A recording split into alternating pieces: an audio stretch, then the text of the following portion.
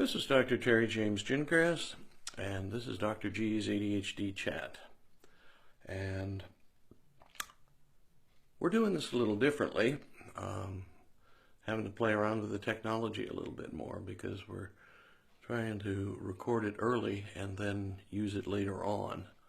I, frankly, not all that comfortable with this, but that's what we got to do.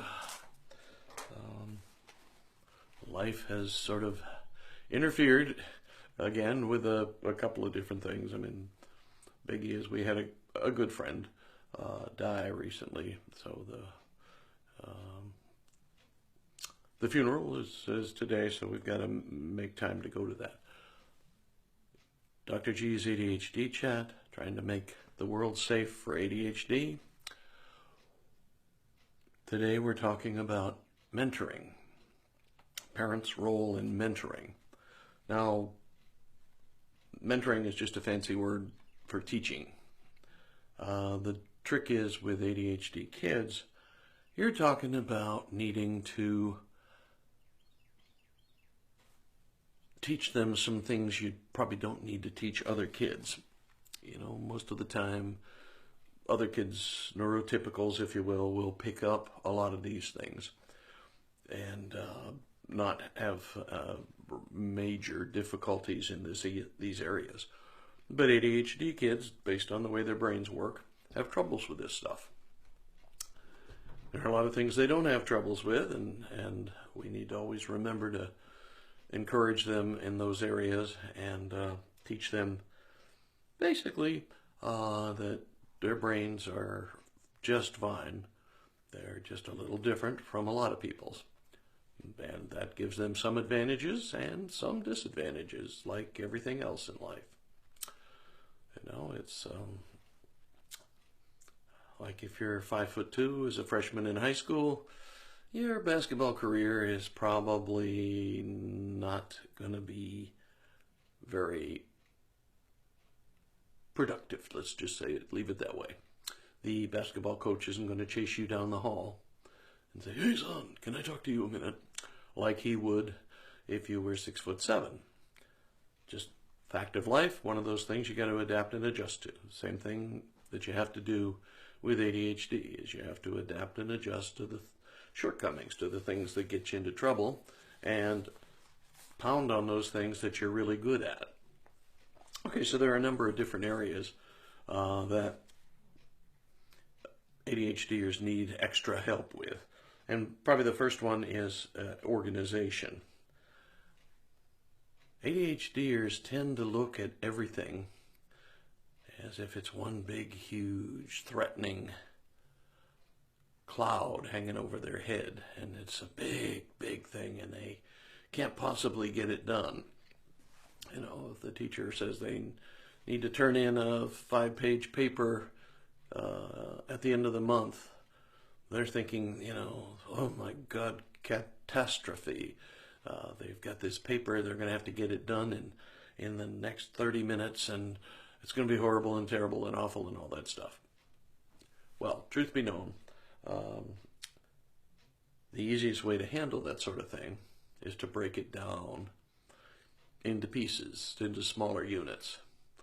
I mean, that's the way you handle pretty much any large task. Just break it down into easy bits and then just start knocking them off one after another. Hopefully you've got them organized in some sort of system that's prioritized. And, you know, you do it logically. You either, you know, in some tasks, you have to do things in a certain order. Like you got a paper to do, you can't write it first and then research it.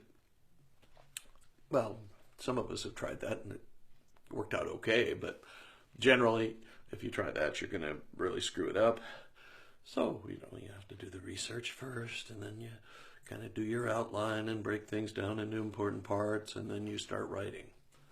And eventually, you're done with the writing piece of it, and then you can look back at it and refine it if you wish. but at least you got it done, okay? And that's the big thing for ADHDers. They get overwhelmed, they start getting frantic, they start throwing temper tantrums instead of doing what they need to do, and then the thing never gets done, and they've decided they hate school and don't ever want to go back. So your job as the parent is to say, okay, you can't do the whole thing at once, right? You got to do a little bit. Just this week, just do this part. Just get that part done. And that'll be a good week, okay? Break it down like that. If you happen to be the ADHD parent, ideally, hopefully, you've developed some strategies that work for you. If so, feel free to teach them. If you're the super organized one, you may not be the best one. And, a lot of times an ADHD parent will marry somebody who's a little compulsive, okay? Everything has to be done a certain way, and everything has to look a certain way, and da-da-da-da-da. You're going to have a hard time teaching an ADHD kid then, because you're always going to be frustrated. You got to be able to accept that they're going to have a little trouble with this concept, and although it seems easy to you, and you may have all done it your whole life that way, you're still going to need to spend a lot more time teaching your young ADHDer than probably it took for you to learn it. So that's the biggie, is the organization stuff. And a part of that that's also important is the time management part. ADHDers do not have a good sense of time passage. Most people can estimate the passage of time. They can say, oh yeah, it's been about 5 minutes, or it's been a half hour, or whatever. ADHDers don't do that very well. Okay. When I first started in neuropsychology, there was a test called the time sense test. And it was nothing but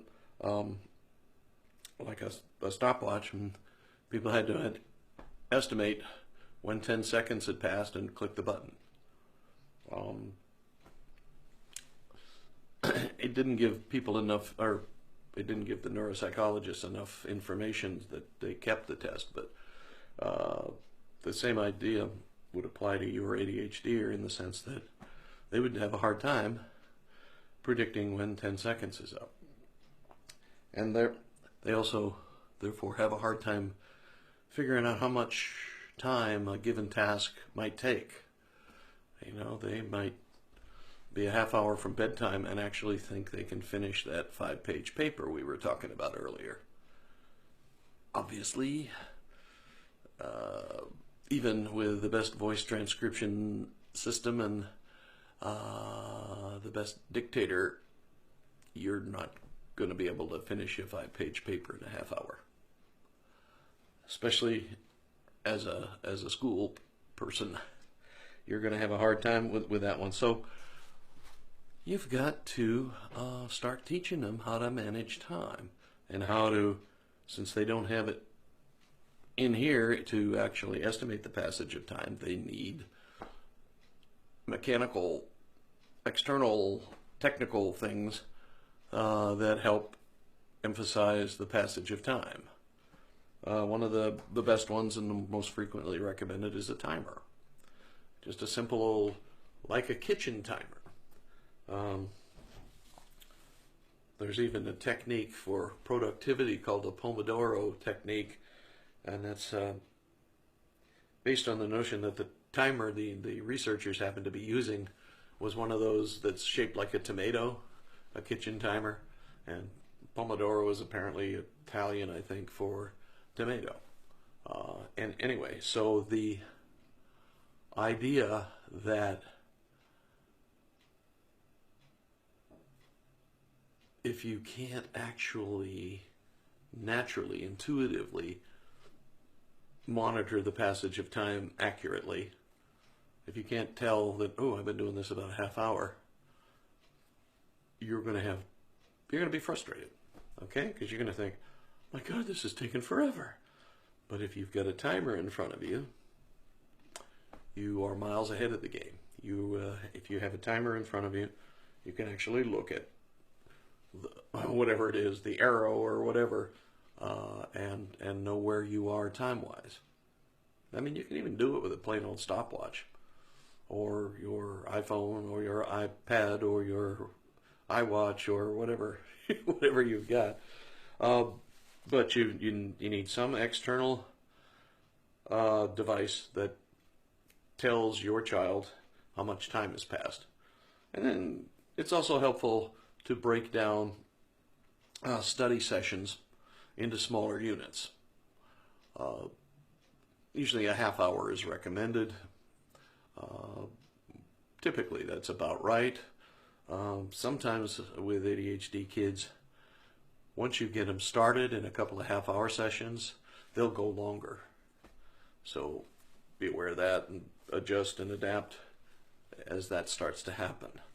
So basically, you've set your timer, and your young man or young lady is doing a half hour of schoolwork. Then they take 5 to 10 minutes break, and that's usually, well, bathroom break, snack break, get a little exercise break.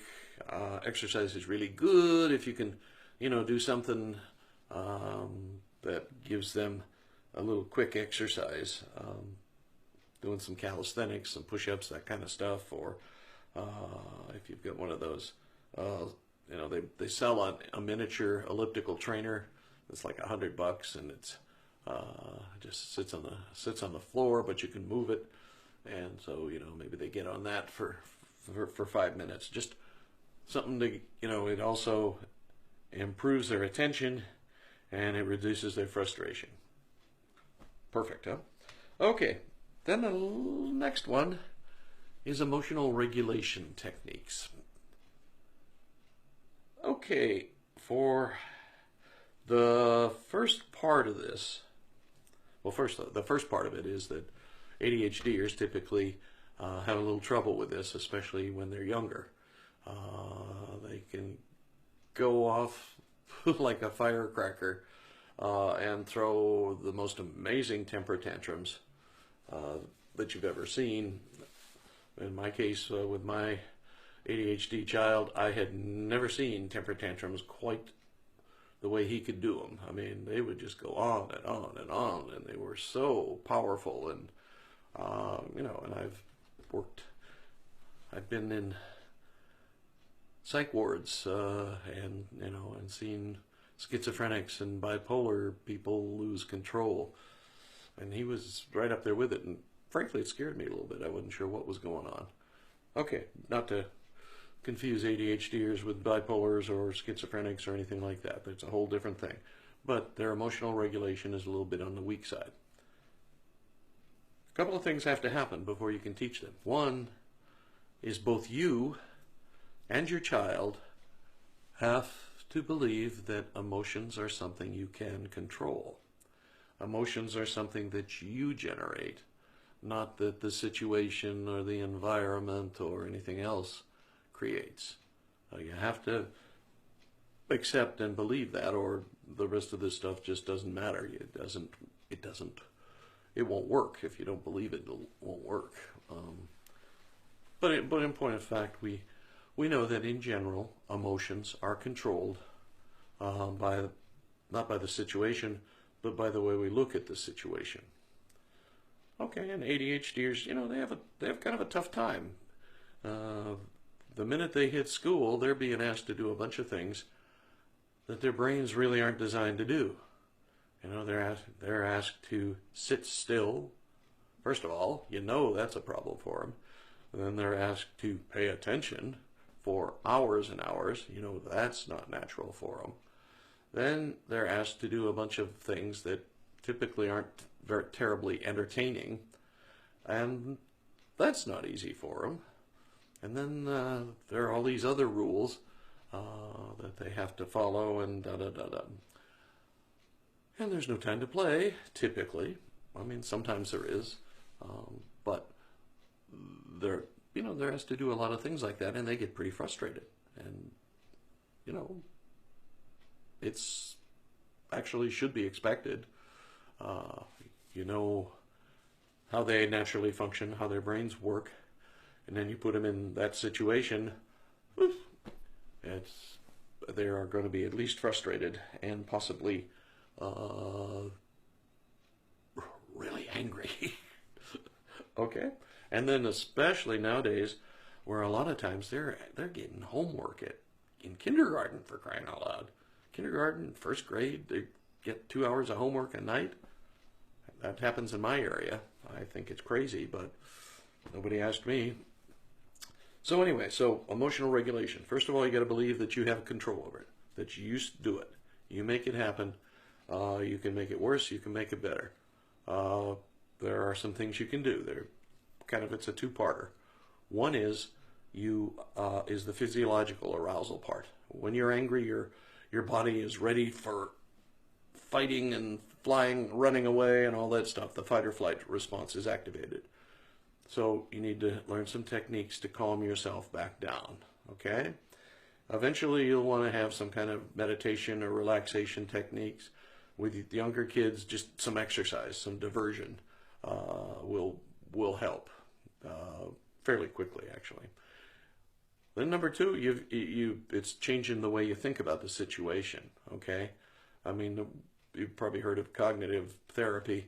Well, with younger kids, you typically sort of back them into that. You don't have them do the whole 3-column technique and, this is your irrational belief, and then you've got to change it to something more logical. You just have to say, we're going to take the big view. We're going to take the wide view of this whole situation. Yeah, you're irritated, and they're asking you to do a lot of stuff that you don't like to do, but you can do it. Hey, you can try. You can figure out ways, and we're going to help you figure out ways to make it easier for you. So basically, you're doing a cognitive shift from school is terrible and it sucks and they're trying to punish me all the time to it's something we can adjust to, adapt to, become better at, da-da-da-da-da. And without yelling and screaming, please. Okay, that's a biggie. We'll talk a little bit more about parts of that next time. But the other thing that ADHDers need to be good at is they have to be good at developing support systems. Okay? They have definite strengths in some areas. They have definite weaknesses in other areas.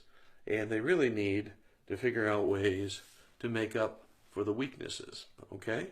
For a while, your 504 plan will help them and that sort of thing. But eventually, they're going to have to figure out how to do that stuff on their own. How to get the notes at a meeting if they're terrible at taking notes. How to keep track of their schedule or know when to quit if they're in a hyper-focus mode or there's that sort of thing. So ADHDers need support systems. The ADHDers who have the best adjustment to adult life and so on have support systems. They know how to create support systems. They know how to get what they need to survive. Okay? Some of it's emotional support, some of it's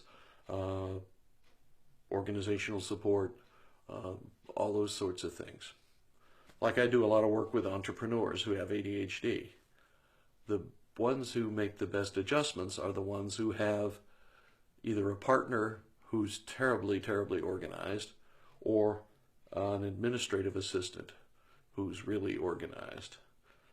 But that's part of their support system, is somebody who has strengths in areas where they have weaknesses.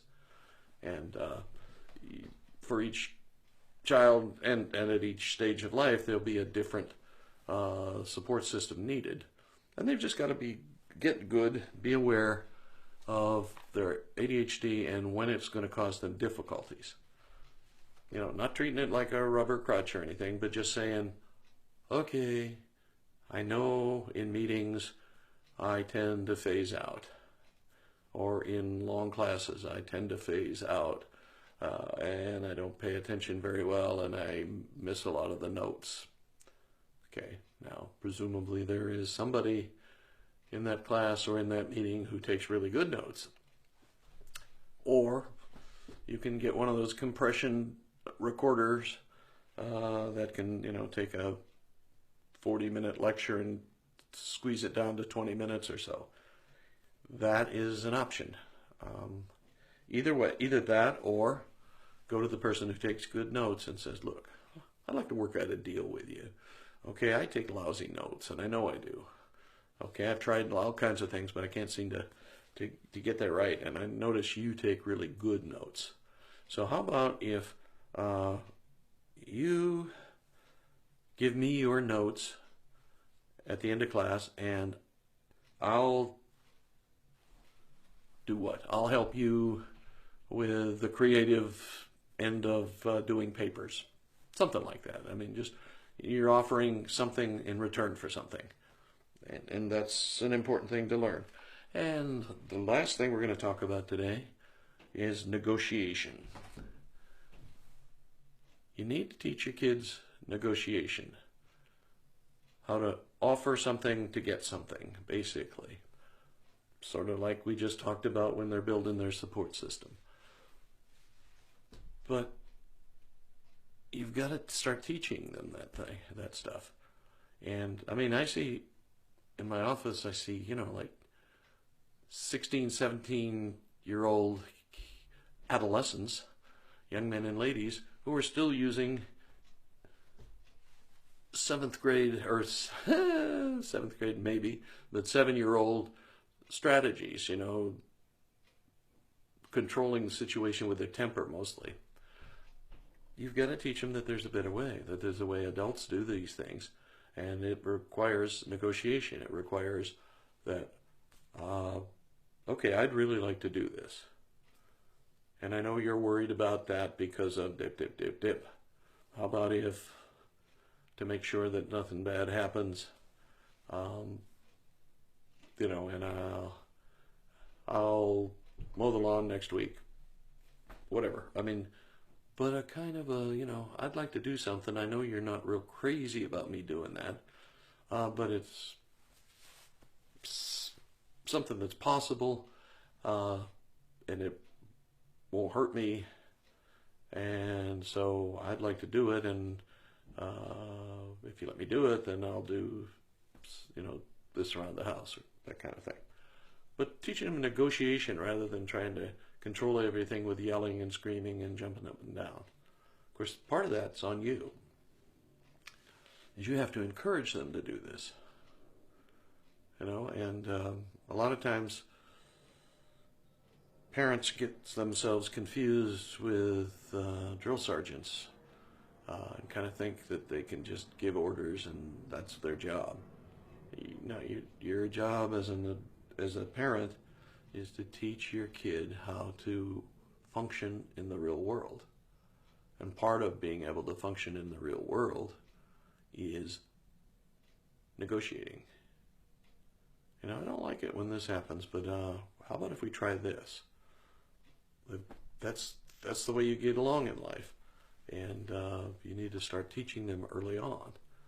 And if everything with them is, do this because I said so, or else. Okay, I mean, when they're little, yeah, they don't get a lot of voice, and but as they start to get older, you worry about your child not having judgment. What are you letting him decide or her decide? So you've got to start building some of that in. It's important, and it's a vital part of having a child who is the kind of responsible adult you want. You have to teach them judgment. You have to teach them to decide. You have to teach them how to understand what other people are thinking and wanting and how to adapt to that, how to adjust to it. It's not a bad thing.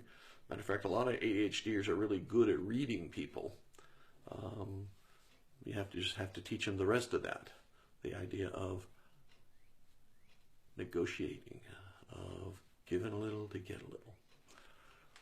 Okay. Okay, that's the first part of mentoring for parents of ADHD kids. Uh, it's largely out of my book, ADHD Strategic Parenting, which is available from Amazon. And I invite you to give it a look and write me a review if you're so inclined. I'd appreciate it. And remember, this is Dr. G's ADHD Chat, and we're here to make the world safe for ADHD. Because remember, ADHDers are valuable. They're outside the box thinkers, and they're the kind of folks who change the world. Because remember, normal people don't change the world. They just kind of keep it going the same way. Okay, my website is terrygingrassphd.com, and we'll talk to you next time, again about mentoring part 2. Okay, thank you.